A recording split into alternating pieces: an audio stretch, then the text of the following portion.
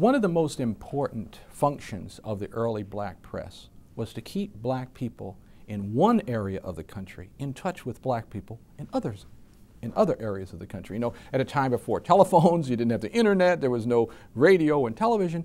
If you wanted to know what your relatives or your friends were doing in Cincinnati and you lived in New York, you might send messages to them through the newspaper. I have seen messages written by people in Pittsburgh attempting to contact people in Cincinnati that appear in Freedom's Journal, which is in New York. So you can see that this is more than just a local newspaper. These newspapers were important connectors of African American communities. And at a time when about the only way you got news, except by word of mouth, was through the newspaper, you can see how important that function was.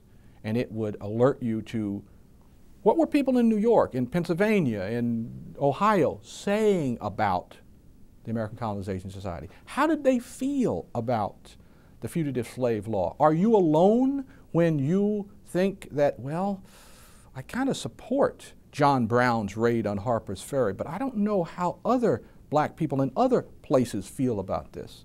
I mean, these are the kinds of information that becomes very important for you to have. And it's also important because if there are victories, you need to spread that word.